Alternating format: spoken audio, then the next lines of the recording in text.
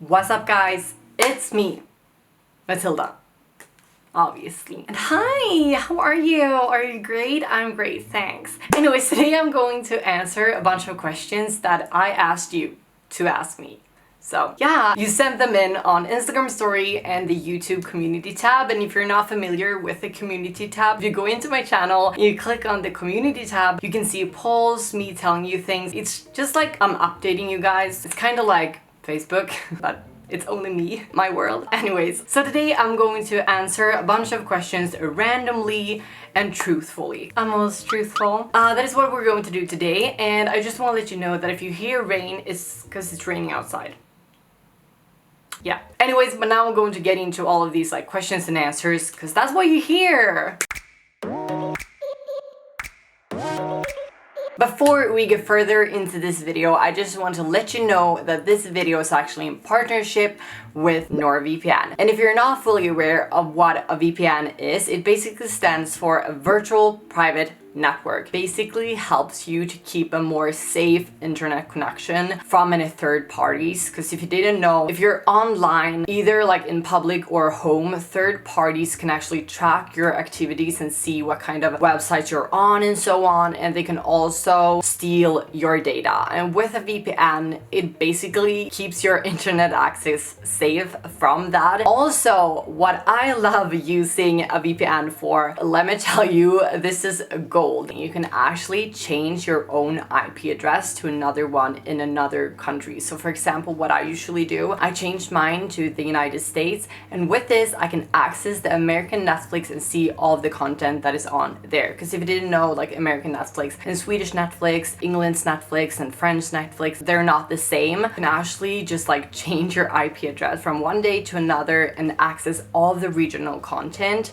which is like the bomb. Right now I'm watching Grey's Anatomy on the American Netflix because it isn't on the Swedish one, and you can change from day to day. So with NordVPN, you basically get access to regional content anywhere, and also you get a more secure and safer internet connection without no data leakage. If you click the link down below in the description box or the top comment and use my discount code Mathilda, you will get a 2-year-old plan plus a gift with a huge discount. Let me tell you, this is worth it. So click the link down below with my discount code Mathilda and get yourself NordVPN today because it's worth it. Like, let me tell you, take it from me, I love my NordVPN, I love Grey's Anatomy, so take it from me, use the discount code. So let's move on. First question, do you still need hormones when you're older, like 50 plus? M to F. Yes, kinda. The doctors tell you to go on the HRT for the rest of your life because the body needs hormones. And if you have had the SRS, you don't have any hormones in your body whatsoever if you don't go on estrogen. Because cisgender women who go into menopause, they still have a little bit of estrogen in their bodies. If you go off the estrogen altogether, like the HRT, you're not going to get any estrogen whatsoever,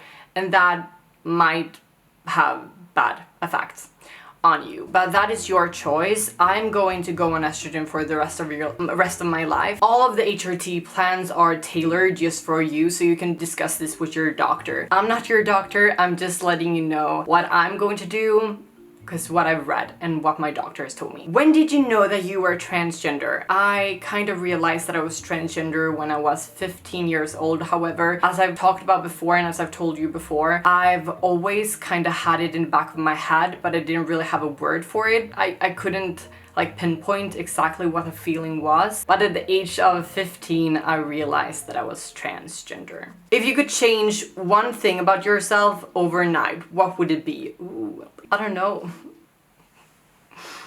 No, I'm kidding.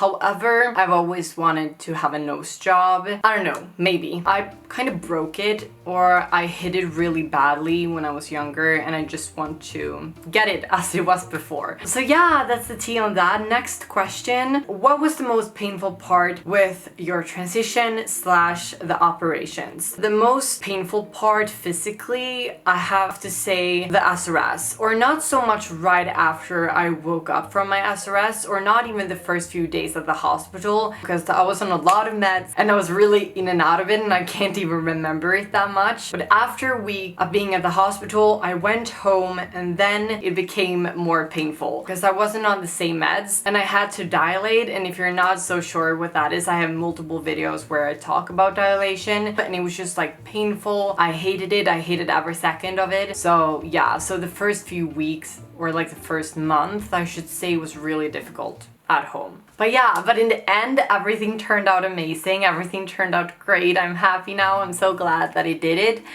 But to answer your question, that was the most painful thing, or like the operation physically during my whole transition. But yeah, let's move on to the next question. What would you say to be the most important part to think about before your SRS? I think it's really important to remember that this is a big surgery and you can't go back. I think it's really important to know what you're getting yourself into. It's going to be painful. It's going to take a long time to heal. Just be sure that I want you to be ready, because it's going to be challenging, not just physically, but also psychologically.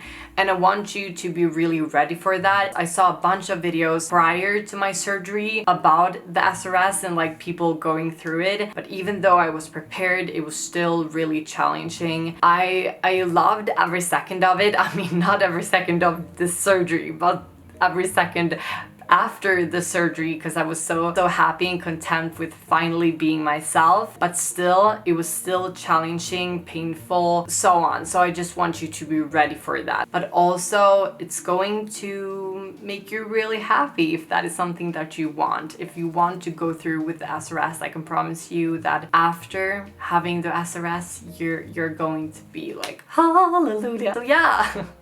Next question. The best advice you can give to someone who's terrified of starting the process to become who they really are. That was fast. The best advice I can give you is to just do it fast. Do it quickly. It's like a band-aid. Just get yourself in there. The first thing you should start by doing is to get yourself on Google. Google a gender therapist near you. Getting yourself a gender therapist is the first start to your transition. You need to have a gender therapist that can help you with getting on HRT and all of these things. So get yourself a gender therapist. And then there are forums specifically made for trans people. Find yourself a support group, talk to them. It's really difficult. I know. It's hard. I know that it might be easier said than done, but just remember that for the most part, we regret the things that we didn't do rather than the things that we did do. So yeah, I just want you to remember that. I know that it's hard, but it's better to just do it quickly. Do it. Get yourself a Google. Google a gender therapist. Yeah.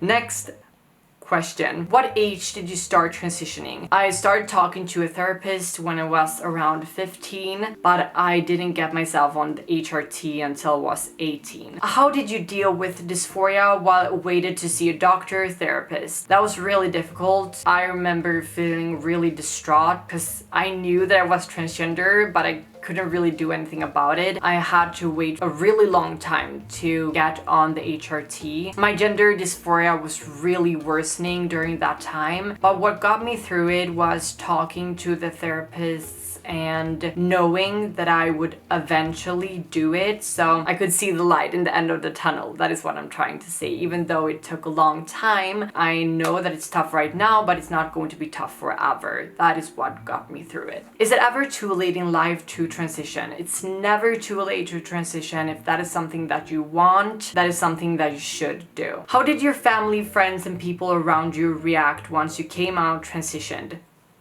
My family, they accepted me right away. My family were really supportive. Every single family member of mine were really accepting and loving. But when it came to a couple of my friends, a couple of them reacted more negatively. A few of them I'm not friends with anymore because of that reason. So all of my family members, they were really loving, accepting, and all of that. And the majority of my friends were accepting and supportive. However, a few of them, not so much. Yeah. How old is Chris? He's the same age as me, 27. Your favorite music and film at the moment? My favorite movie of all time will always and forever be Titanic. I've told you this multiple times before. I love Titanic. It's my favorite movie and it will be for the rest of my life. probably. If you could have any other career besides content creation and teaching, what would it be? Acting? No, not acting. I take it back, I digress. Something that I would really like to do. I would really like to make movies. Being a director or like a screenwriter, that is something that I've always wanted to do, but it's really hard getting into, so I just decided not to do it. How did you maintain your relationship with your boyfriend? Thanks, you're so gorgeous, Mathilda. Thank you, you're gorgeous. Thanks, sweetie. I think it's just because we're best friends. We do everything together, and I know that that's really like, oh, lovey-dovey, sweetie. Yeah, that's the truth. We're best friends. We do everything together. We're just so alike. But yeah, I think that's the best way to really maintain and to have a healthy relationship is to be friends. To really be friends. So yeah, that is my tip, or how Christian and I did it. Yeah. If you could be a boy for a day, what would you do? Cry. At what age did you have your SRS? I think I was 19 or 18 or 19, I can't remember exactly. And with that, I'm going to end this Q&A right here. There were so many questions. I know that I couldn't answer every single one. That would just be impossible, and I'm sorry about that. So yeah, thank you so much for watching this video, and don't forget to follow me on my Instagram and all of my other social medias. They're down below, and here's my Instagram. Also, don't forget to subscribe and all of that, like, comment, and so on. Thank you so much for watching, and I'll see you in the next one. Bye guys!